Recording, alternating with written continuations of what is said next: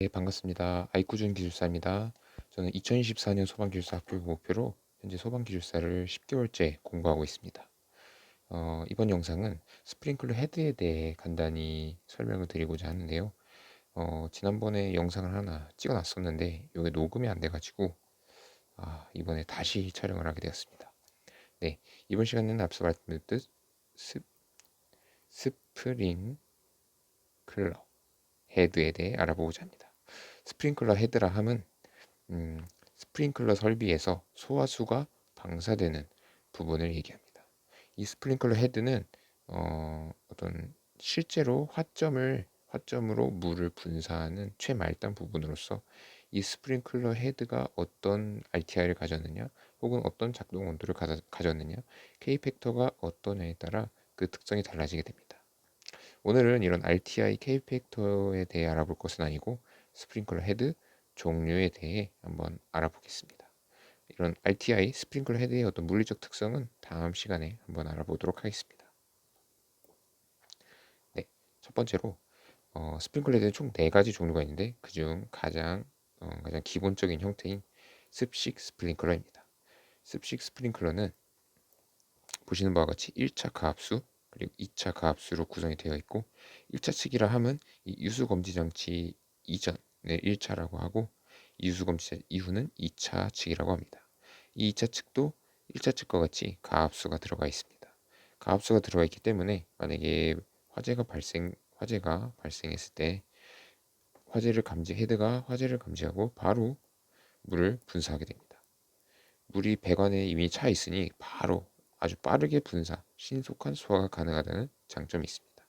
그리고 물이 항상 차 있기 때문에 언제든 화재가 발생해도 바로 동작할 수 있는 확실한 동작성을 가지고 있습니다. 하지만 물이 차 있는 만큼 단점도 있는데요. 바로 동파 발생, 수손 피해입니다.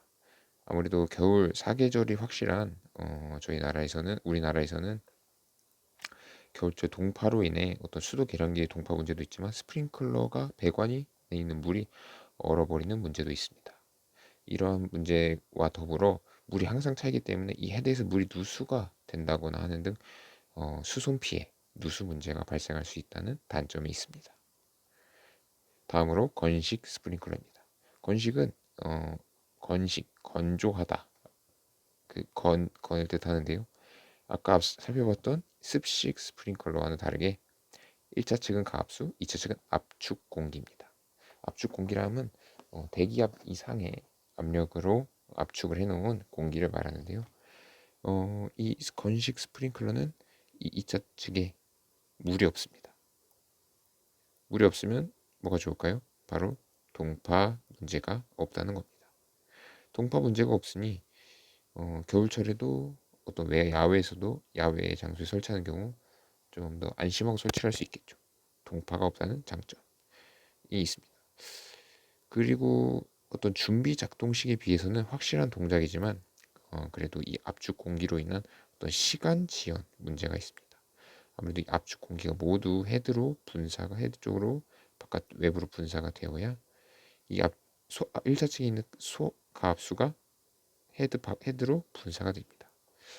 그래서 시간이 지연되기 때문에 만약에 어떤 화재가 급격히 발생하는 장소라면 이 건식 스프링클러 설비는 적절하지 않을 것입니다. 그리고 유지 관리 어려움이라는 단점도 있는데 말 그대로 이 압축 공기가 사실 계속 누설이 됩니다.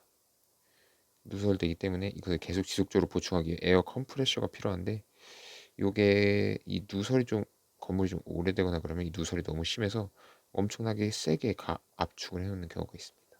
이런 경우는 소화에 상당히 큰 문제가 될 것입니다.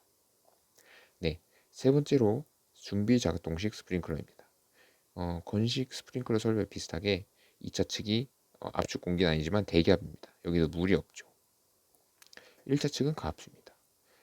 이 유수 검지 장치를 기준으로 2차 측은 대기압인데 대기압인 만큼 건식보다는 빠르게 소화수를 방사할 수 있습니다.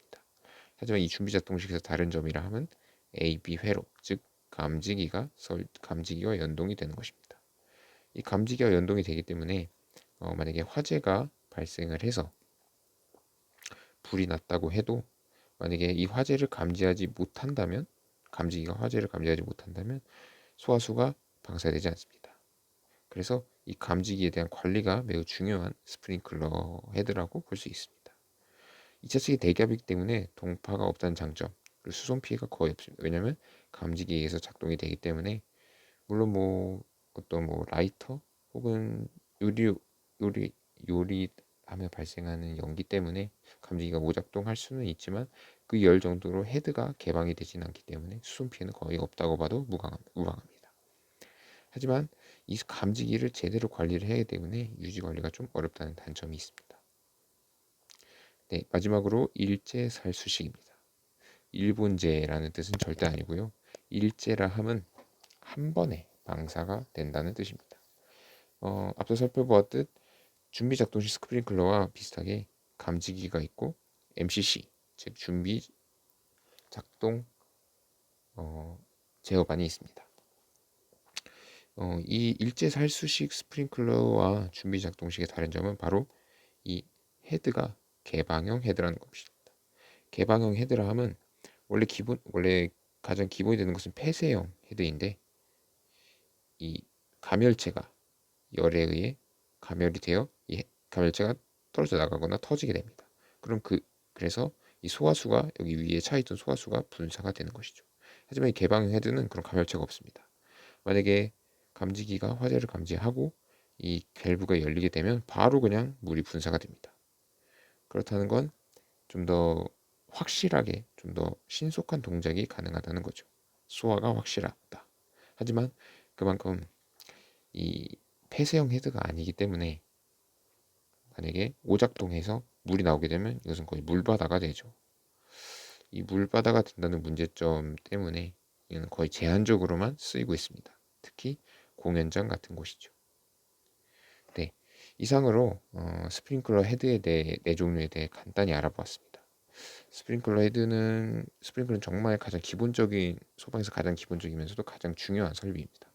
그래서 이 스프링클러 헤드 네 종류는 꼭 알고 가시면 좋겠습니다. 이상으로 아이쿠준 기술사였습니다. 감사합니다.